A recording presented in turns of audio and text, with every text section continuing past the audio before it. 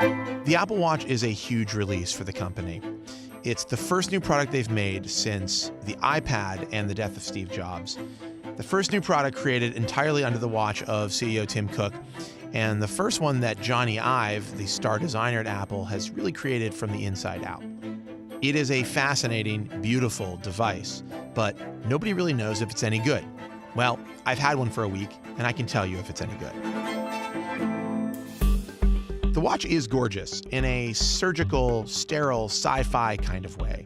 But it is a digital watch, and several people pointed out to me that it reminded them of Casio's calculator watch, which was very popular in the 80s. It also looks a little bit like other smartwatches on the market, namely Samsung's Galaxy Gear. If I were looking at the Apple Watch in a jeweler's case next to an Omega and a Rolex and a Breitling, I don't know if I'd necessarily choose Apple's version over the others.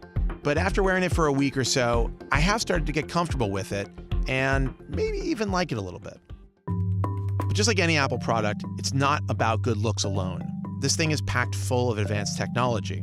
For instance, the display has a new type of pressure sensitivity the company calls Force Touch, which responds to not just where you press on the display, but how hard you press. Also, when you get a notification on the watch, you feel an intense buzzing and sometimes almost like a tapping of a bell, and that's thanks to the Taptic engine, which controls vibrations on the watch. But most importantly, there's the digital crown, which is a new navigational method Apple's created that mimics the crown on a regular watch, but you use it on the Apple Watch for moving through lists, selecting options in apps, and zooming in and out of photos and maps. It's a pretty incredible package, and in my opinion, the most advanced piece of wearable technology you can buy right now. But of course, the Apple Watch is also a watch, and it does the job of telling you the time, just sometimes not when you want it to. You see, there are sensors in the Apple Watch that tell it when to turn on the screen and when to turn off the screen. Sometimes when you bring it up to your face to check on the time, it works perfectly, but every once in a while, it doesn't turn on. And that can be completely maddening when you just want to know what time it is. Fun fact, Apple uses something called Coordinated Universal Time to keep all of its watches in sync. It's extremely precise, and if you're in a room full of Mickey Mouse faces, all of the Mickey feet are tapping in sync. But of course, the watch is more than a watch. It's actually really powerful, but learning how to use it can take a little time. That's for two reasons. The first is that there's just a lot of new ways to interact with the watch, like the digital crown. The second is that the watch extends and sometimes replicates the functions of your phone. At first, I was having a kind of internal battle over whether I should check a notification on the watch or on the phone, but that got better with time. Just like the phone, the watch gets every notification that comes through to you. That means every email, every text message, every Twitter message pings the watch the way it pings your phone. If you're really busy and you're talking to people a lot, that becomes overwhelming really fast. What I realize is that you really have to cull your notifications and think about what's most important. Eventually, I got to a place where only the most important notifications hit my watch and everything else went to the phone.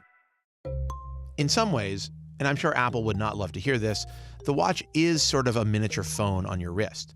You can make calls with it, you can send text messages with it, you can get navigation on it. In fact, it does a lot of what your phone does. But there are a few features that are brand new to the watch and brand new for Apple. Some of these new features are great, like the Activity app, which gives you this very low pressure, low effort way of tracking your exercise all day long. I found myself using this a lot and looking at it a lot and thinking about whether or not I was very healthy or terribly unhealthy. Spoiler alert, terribly unhealthy. What is great about the Apple Watch, though, is that it's got these little widgets on the display called complications. Those can be things that tell you the weather, or when your next appointment is, or the phases of the moon. I actually found them really useful. They're one of my favorite things about the watch.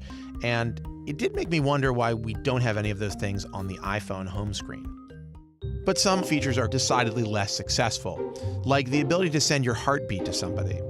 This is cool if it's your wife or girlfriend, but it seems weird to send your heartbeat to anybody else, and once you've done it one time, well, you've done it. Also, you can sketch things out on the watch and send them to other watch wearers, but the screen's only 1.5 inches, so my sketches were mostly limited to weird faces and question marks. Apple's also introduced a set of 3D animated emojis, which I'm sorry to say are less expressive and interesting than regular old emojis. Finally, there's something called glances that Apple is offering up as a new way to get information quickly on the watch.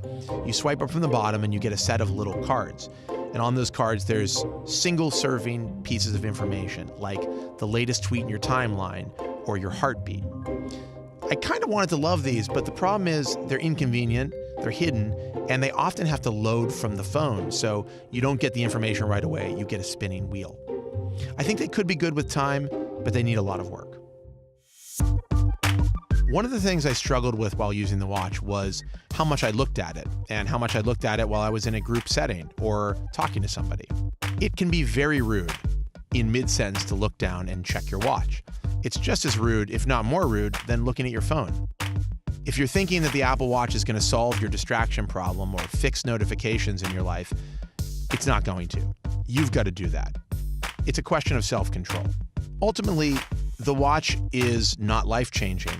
I don't even know if it's game-changing. It is a really beautiful, really well-designed, really effective Apple product. And if you love Apple products and use a bunch of them, this is a great companion. But it's not going to make you a better person or change your life or change how you look at the world. It's a great accessory. And maybe that's enough.